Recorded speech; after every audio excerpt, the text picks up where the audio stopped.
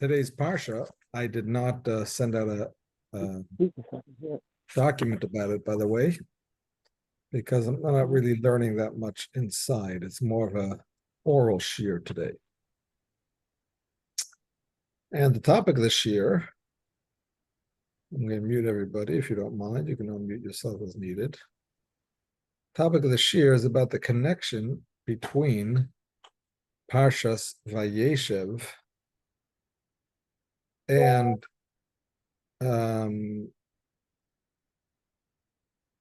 and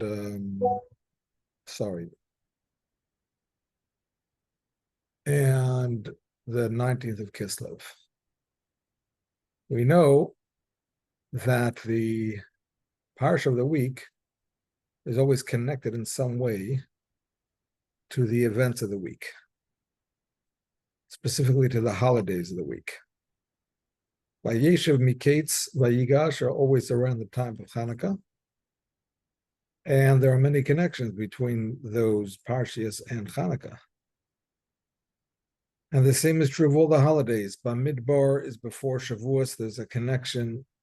Mitzavim is before Rosh Hashanah, there's a connection. Pesach is always around Parshas Shmini or Mitzoyra, depending if it's a leap year or not. There's connections. Because nothing Hashem does is by chance. And the fact that we're celebrating the 19th of Kislev in the week of Vayeishev has significance. Now, what is the 19th of Kislev, in case you don't know? First of all, who is iPhone 2, just so I should know who you are?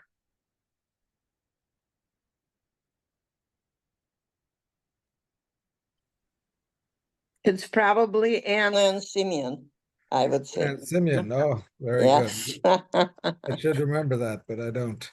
Yeah, we use the phone because both of us cannot fit on the same okay. picture. Okay, thank you. No worries. Who is 786-357-7938?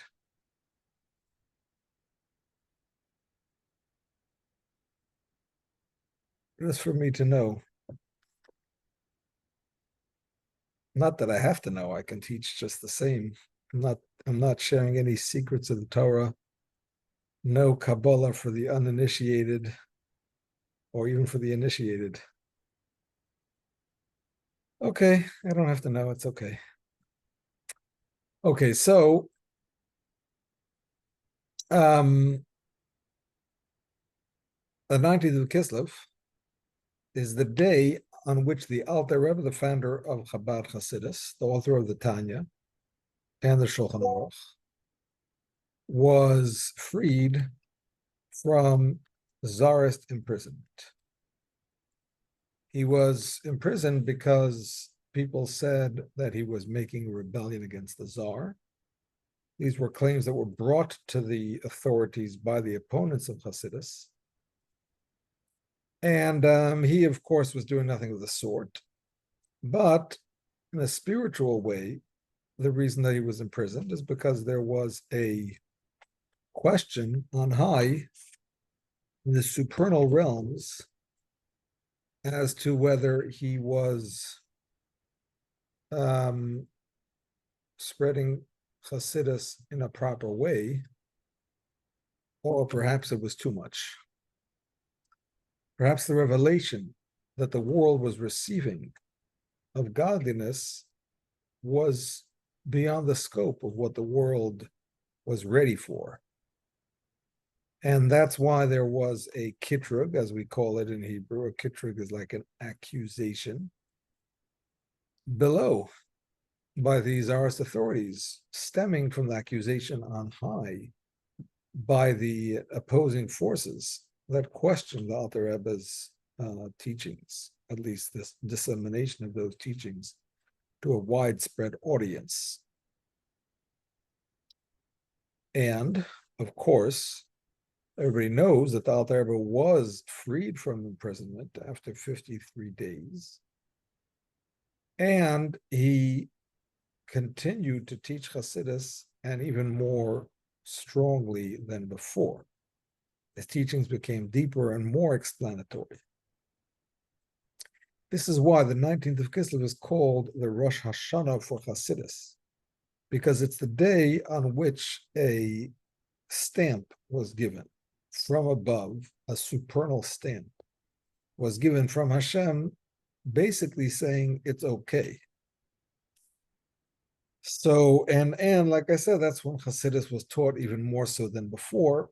So it's considered like a turning point in those teachings. Okay, now that we know what the 19th of Kislev is, we can try to learn a connection or figure out a connection to the Parsha of the week.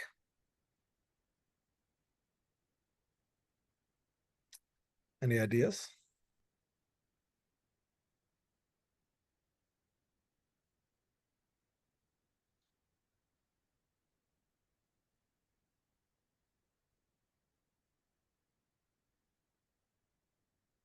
Yes, Avraham, what do you say?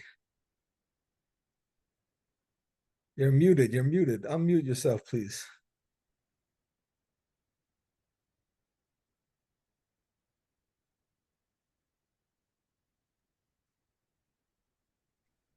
No, I don't know. I just came nearer to the camera. Ah, I okay. looked as I had a question. No worries. No, Mordechai, give us what you got. Well, in this week's Sedra, Yosef is imprisoned, and the Alter Rebbe was imprisoned. Exactly. Yosef was in prison, and the Alter Rebbe was imprisoned. And they were both princes of Israel. Yosef was the leader of the Shvatim, whether they liked it or not. He was the leader, and he became the king. And he was temporarily imprisoned before being released in the beginning of next week's Parsha.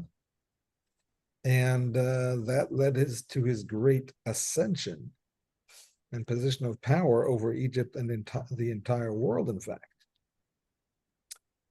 Okay, that's a good connection. It's a good starting point.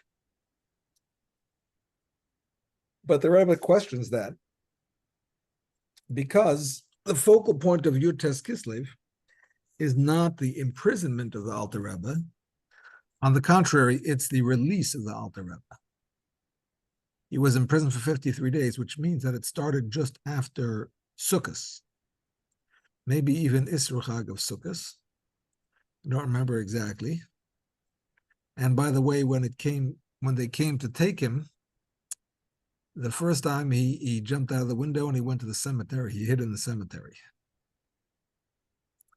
The second time, he wasn't sure. I think that was Chol HaMoed Sukkot.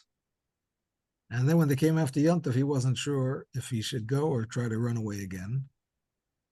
And he discussed it with his student, Reb Shmuel Munkus. And Reb Shmuel Munkus said, definitely you should go with them. Because if you're a Rebbe, you have nothing to be afraid of. And if you're not a real Rebbe, then you deserve to be imprisoned for all the hana'ah of Olam Hazeh, all the pleasures of this world that you took away from the Hasidim. So that was like a bit of a joke that he made. Shmuel Munkus was a funny guy. But anyway, the Rebbe was taken to Tsarist imprisonment in the tiny Sovet, it's called, in Petersburg, what was then Petersburg and is now Petersburg again, although it was Leningrad in between.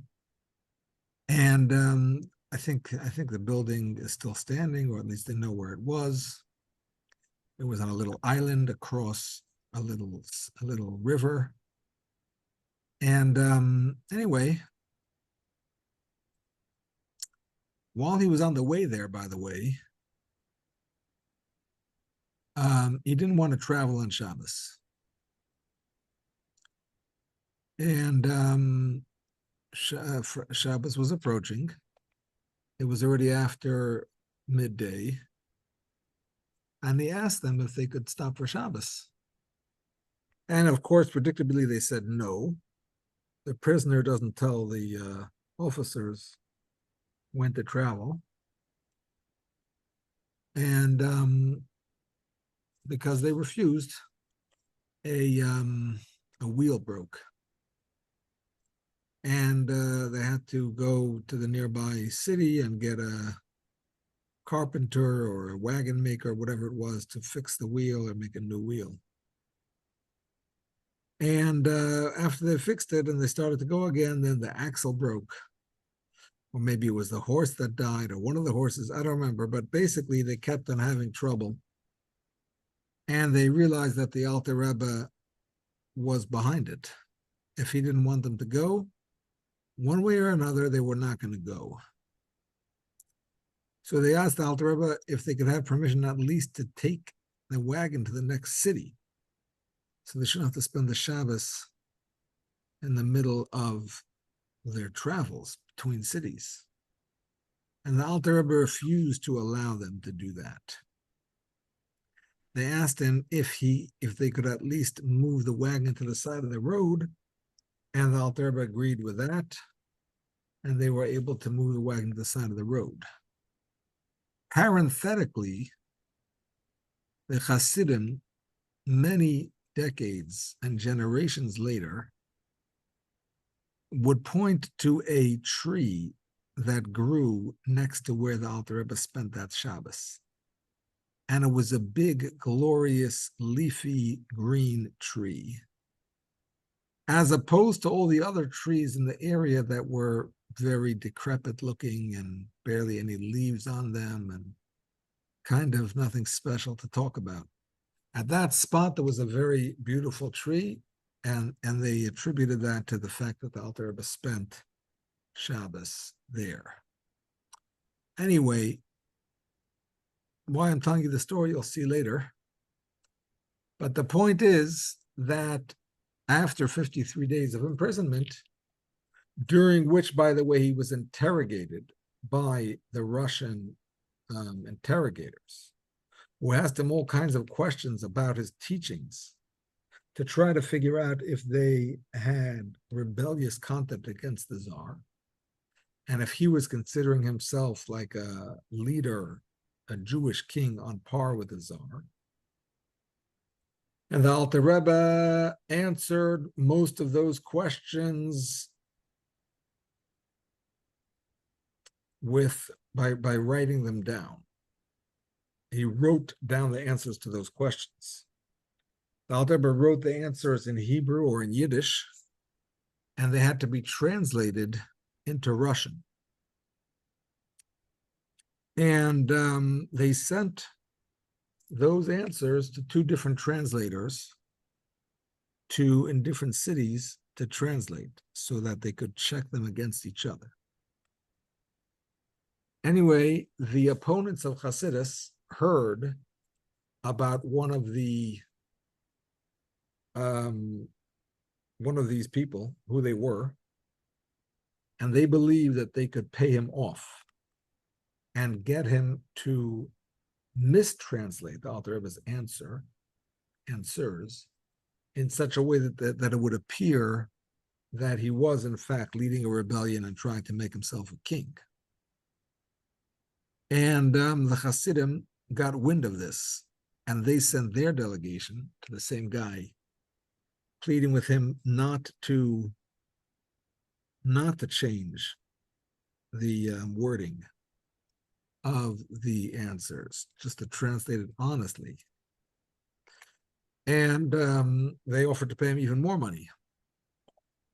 And he said no, he did not want to accept their money, but that he would do what they asked.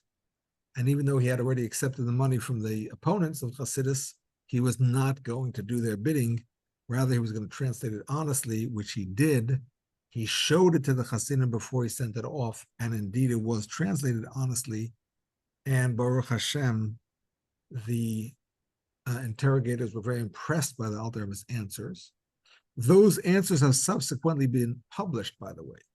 After the fall of the Soviet Union, all of these records became public, and they were able to retrieve them, and we can now read how the Alter Rebbe answered these questions.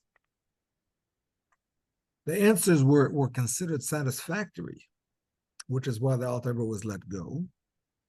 In fact, according to the tradition in the Chabad lore, the Tsar of Russia at the time came to visit the Alter Rebbe in prison. He was none other than Alexander, who was known to actually be a fair and just Tsar. And the Alter Rebbe recognized him, even though he was dressed up as a soldier, but the Alter Rebbe recognized him because whoever it was that was bringing him into the cell gave him the respect to enter first, even though he had a higher rank. So the Alter Rebbe realized that this was somebody special. He guessed it was the Tsar, and they conversed, and the Alter Rebbe impressed him very much. So,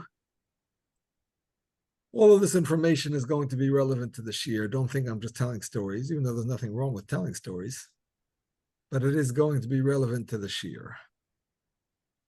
But the point of the Rebbe's question is, why is this parsha associated with Yudas Kislev if the parsha is about imprisonment and Yudas Kislev, the 19th of Kislev, is about emancipation, freedom from prison?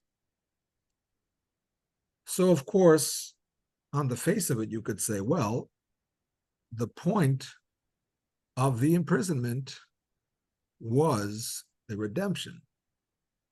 That was the whole point.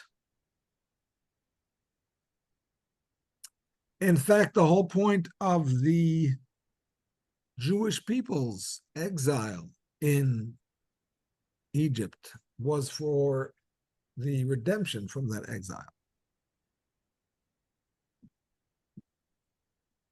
So,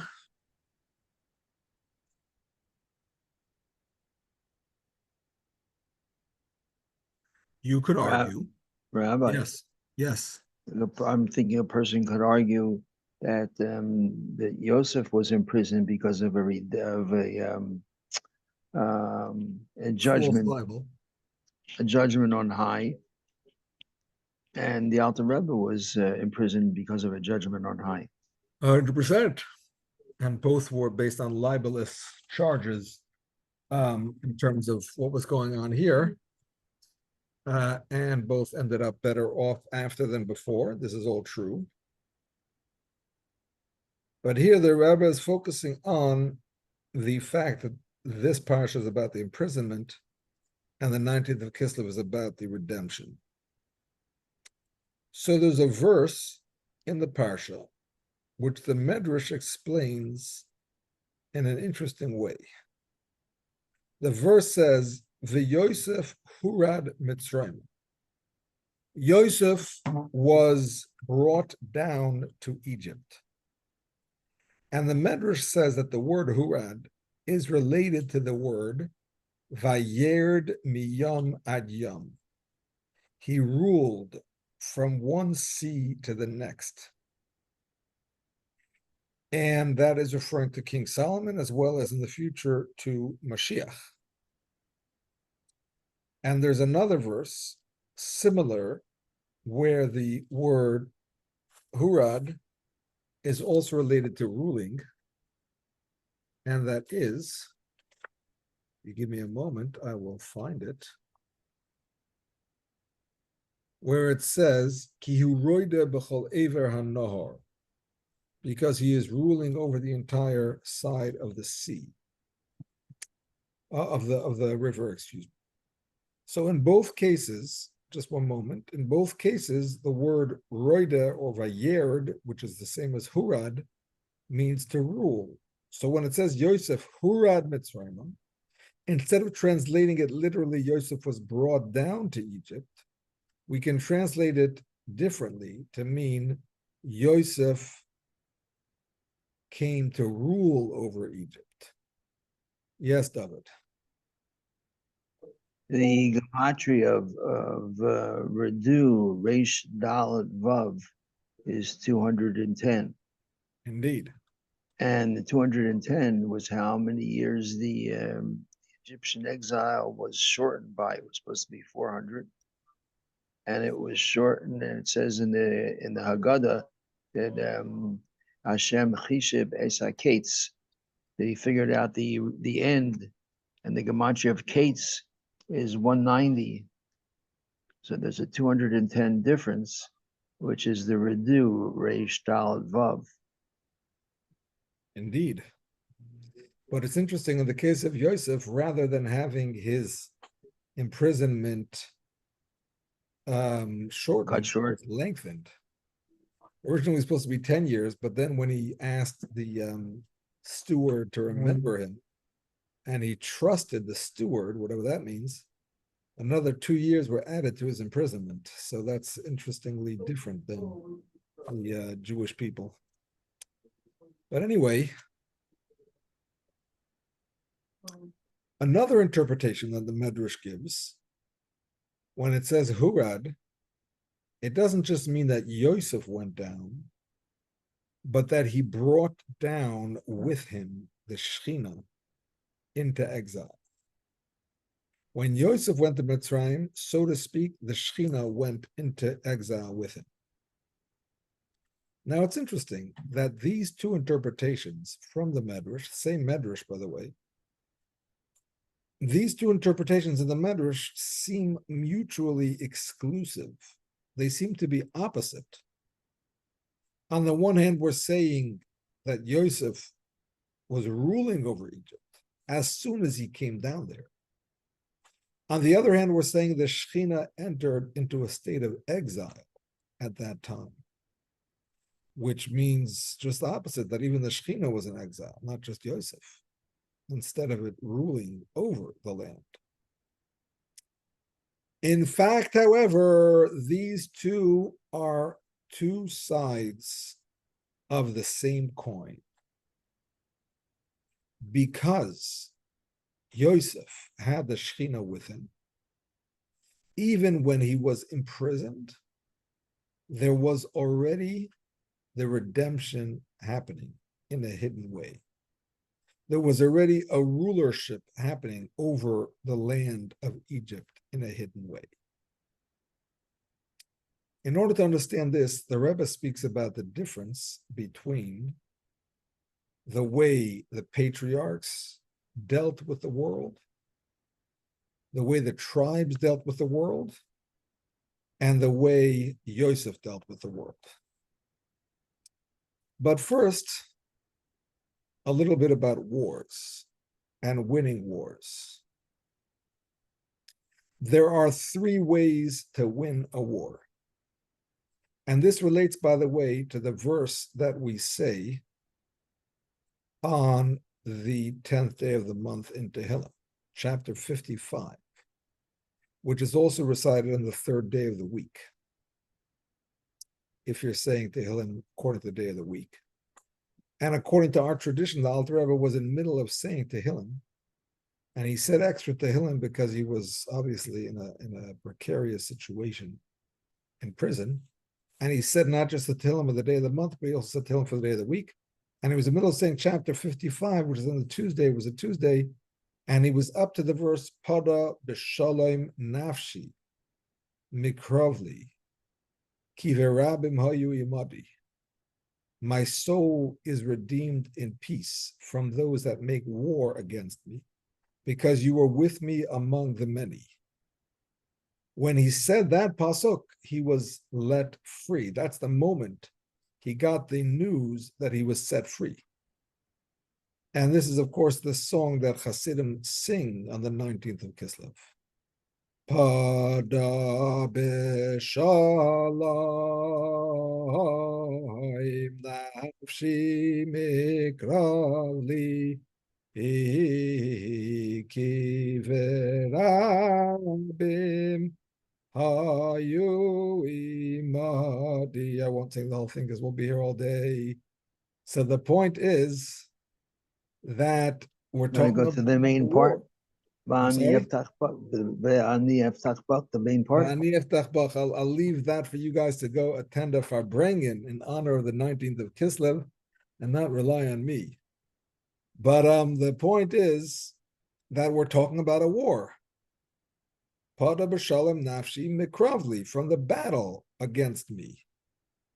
But at the same time, we're talking about winning the war b'shalom, in a peaceful manner. How do you win a war in a peaceful manner? There are 3 ways to winning a war. I hope all you strategists are paying close attention. All the generals and the CIA agents and everything like that. Hope you're listening. Here are the 3 ways to win a war, says the Rebbe.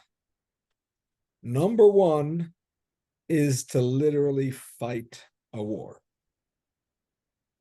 And you can win that way. But when you win by fighting it, then you have to go down to the level of the enemy. Because what's the enemy trying to do? They're trying to kill, maim, bring suffering. Well, the only way to win a war, if you do it by going to war, is to similarly kill and maim and cause suffering. Of course, you're doing it because you're the good guy, but it still brings hurt to the world, and you almost look like the bad guy. Look at the way the world is treating Israel now for what we're doing in Gaza, which we have to do to destroy the enemy that wants to destroy us. And that's what we have to do. Nevertheless, it looks almost like we're as bad as them, God forbid. But that's one way to win the war. And that way also has trouble for the one who is fighting it, besides the fact that it looks bad, but it can be not so safe. It can be dangerous. There can be casualties. There can be financial implications and whatnot, as we're seeing ourselves in this war in Gaza. The second way is pada b'shalom nafshi. Redeem my soul in peace. How do you win a war in peace? The answer is you are so much more powerful than your enemy, and you show them your power and your might, that you don't even have to go to war against them. They realize that they have absolutely no hope. And they simply lay down their arms and they say, okay, you win. And this is kind of what Trump is trying to do with Iran, just to show that he's bigger and stronger than them and get them to back down. And that's way number 2. And in the second way, you don't have casualties, thank God. You don't have financial repercussions either, thank God. But what you do have is you still have enemies. Because the enemies are not your friends. They didn't become your friends all of a sudden. They just realized that strategically, now is not a good time to make war. So they're going to delay it. Hopefully they'll delay it long enough for you to figure out a way to completely overcome them, whatever. But it's not a perfect situation. Number 3, my friends, is also pada b'shalom nafshi, also redeeming my soul in peace. But the way that happens is in a way of gam oivov yashlim imoy, where a person's enemies make peace with him. And this, my friends, is what is starting to happen on the Syrian border, where they say that several of the Druze tribes are asking to be annexed to Israel. They don't want to be part of Syria. They recognize that Israel is a safer, better country. They want to be Israel. And some of the Lebanese government apparently too are saying they want to make peace with Israel, and hopefully Saudi Arabia, and so on.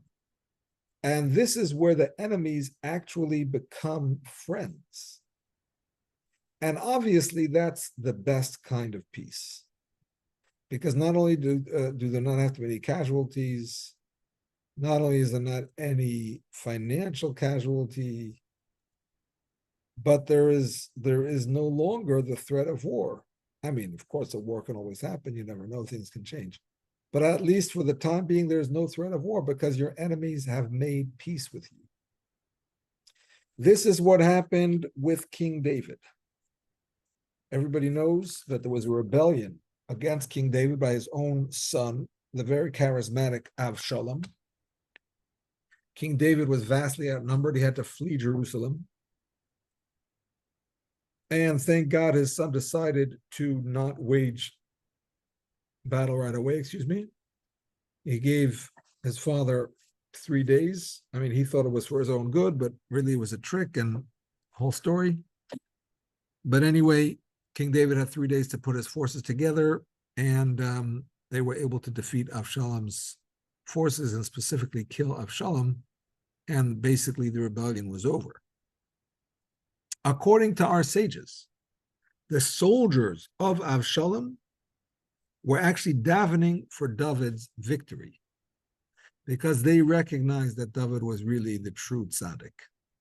And although Avshalom was charismatic and they were swept up in his charisma, deep down they wanted David to win.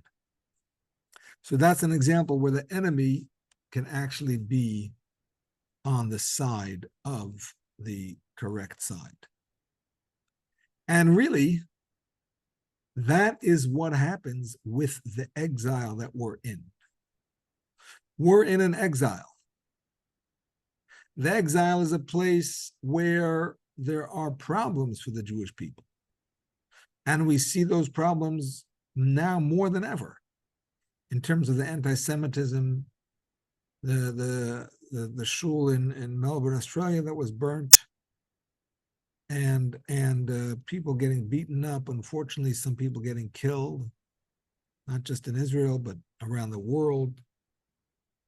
So many different troubles that the Jewish people are having in the exile.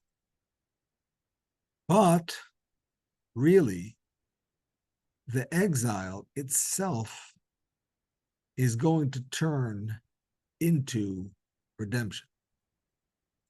The Rebbe points out that the word for exile is goyla.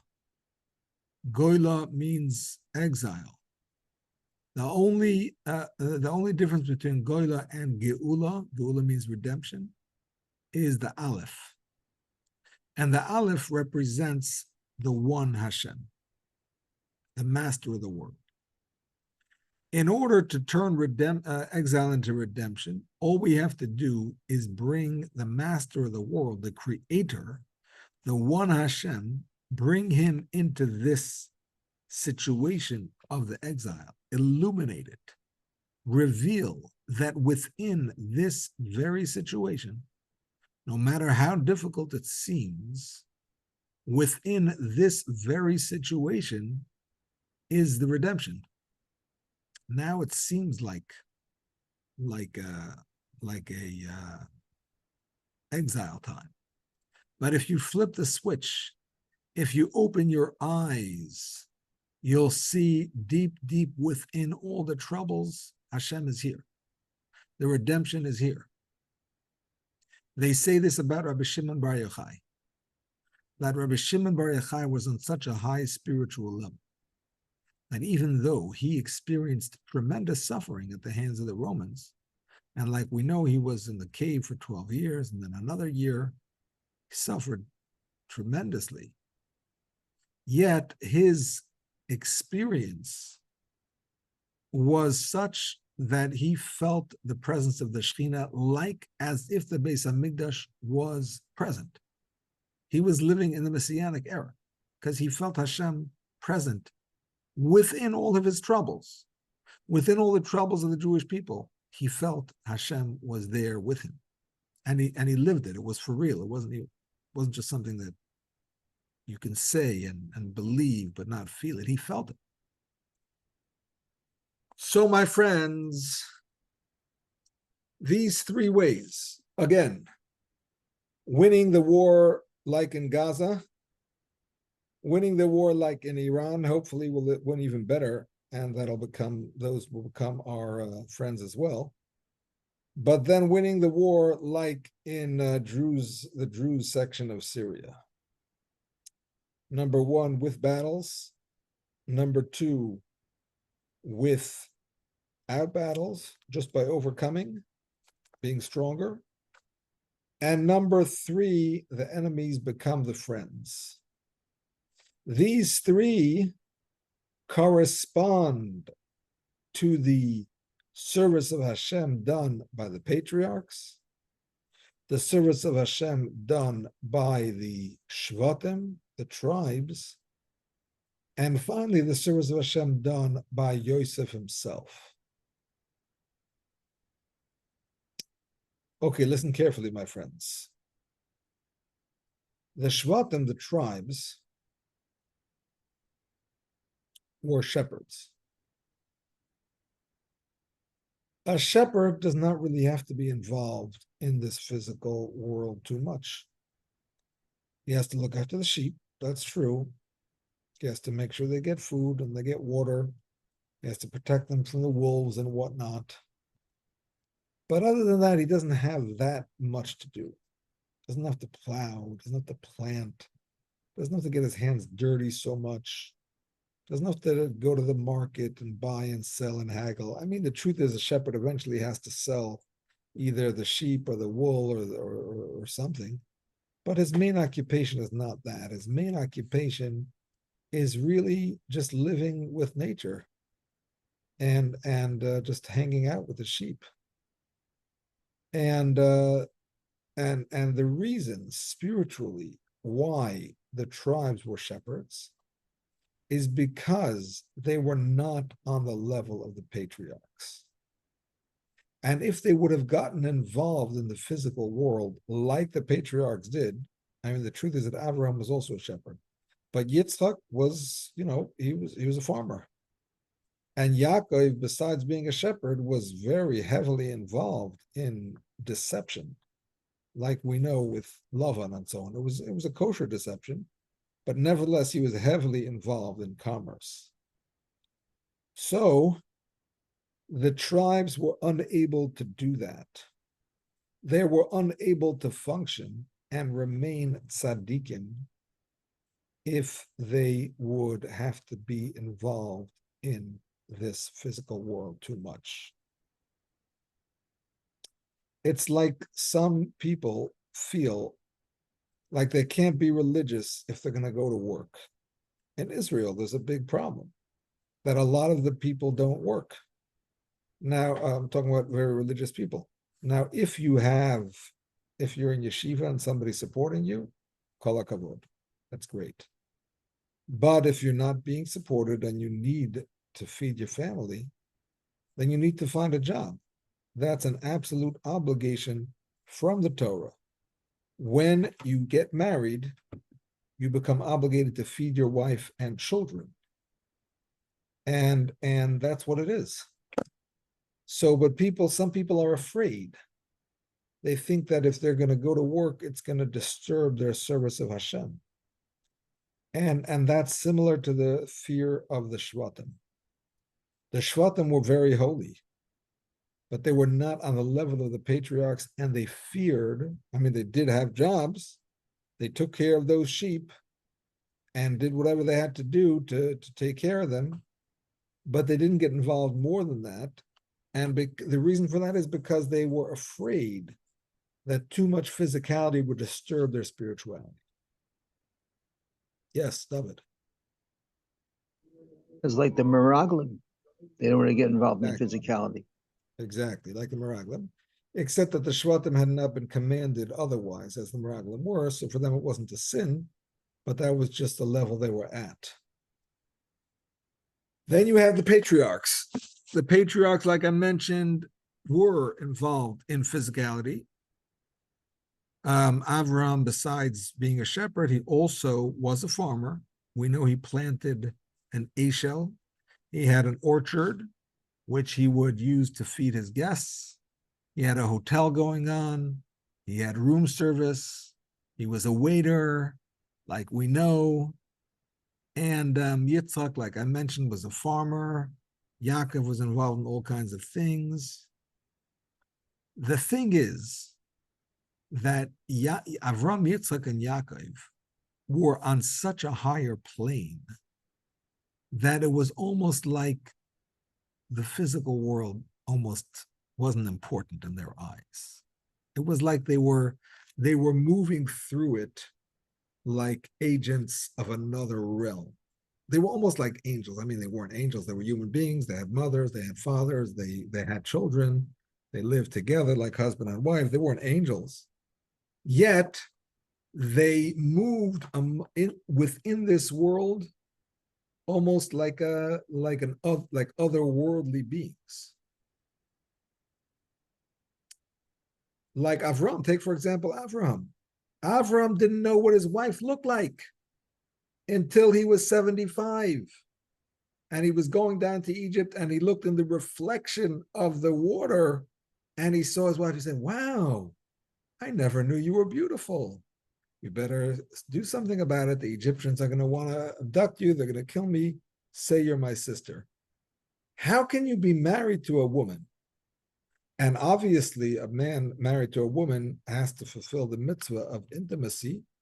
So it's not like he was not a man. He was a man, but he never looked at her face. We're talking about a man who was almost not a man. He was almost like an angel. And the same thing is with Yitzchok and Yaakov. So the thing is that with this level of service of Hashem, you do not turn this physical world into spirituality.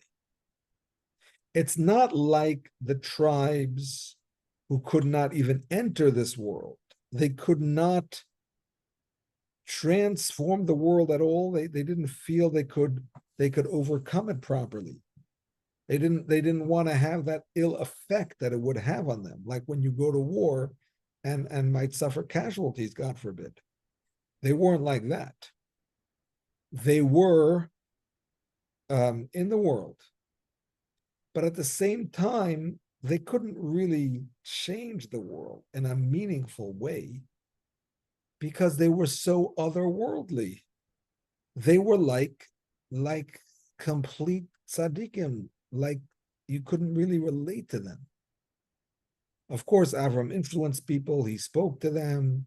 They said they believe in Hashem, and they did. They benched and whatever.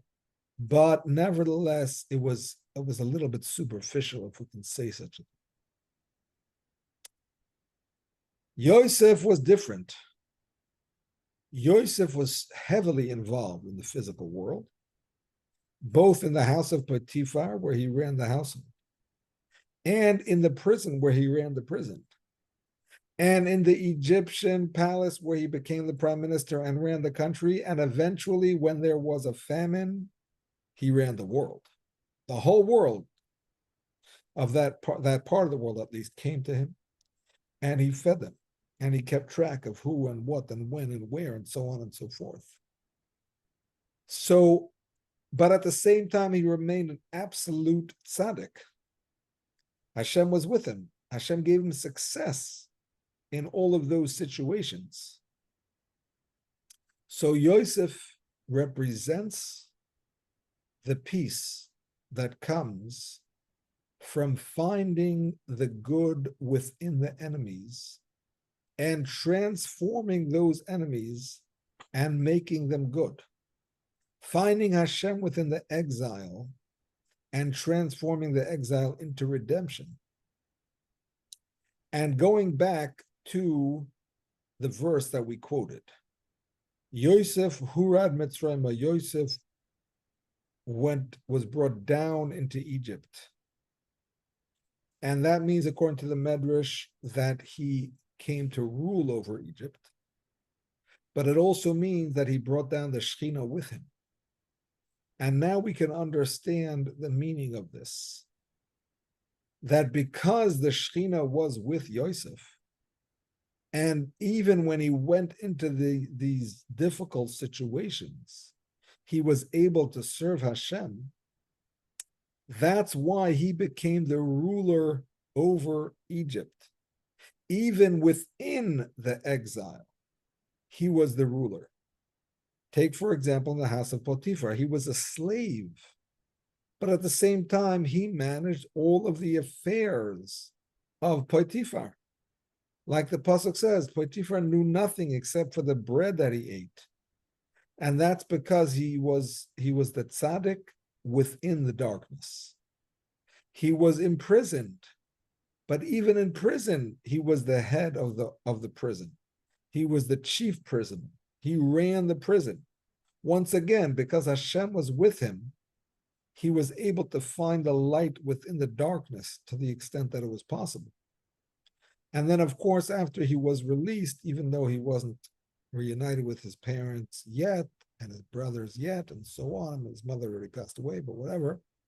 But yet, he brought the light of Hashem and Hashem's success. Hashem made him successful in that very difficult time.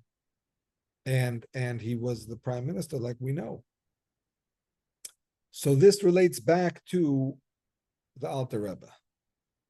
I was saying how the Alter Rebbe said that he would go into prison. He didn't have to agree. He could have ran away.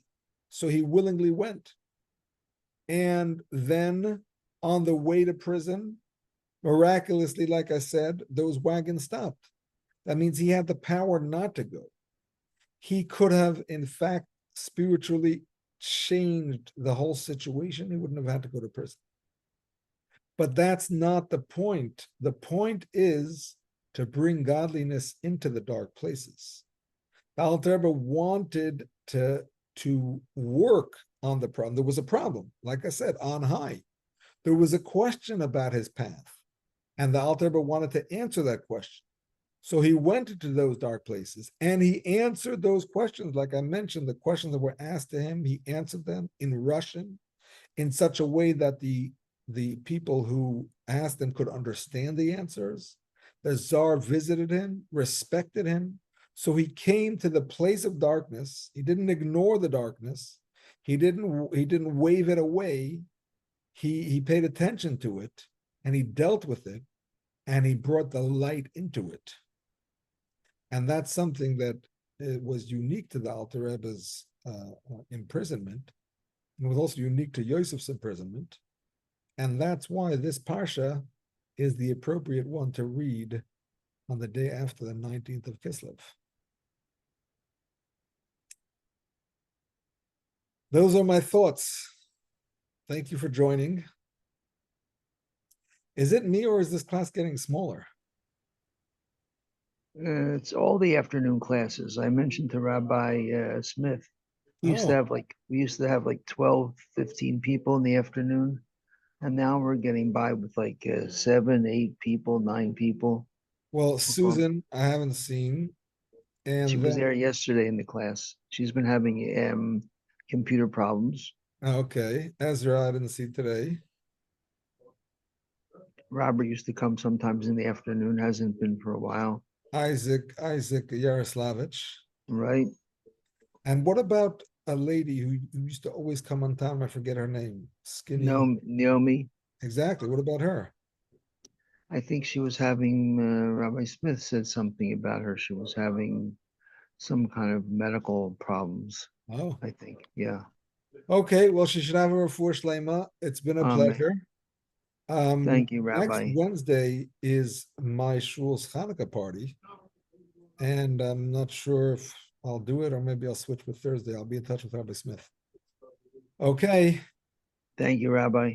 Thank you, Rabbi. Thank you very much. My pleasure, and a good Hanukkah. Thank you. Happy Hanukkah. Same to you. Happy Hanukkah. Thank you. Good Yom Tov. Thank you. Bye-bye.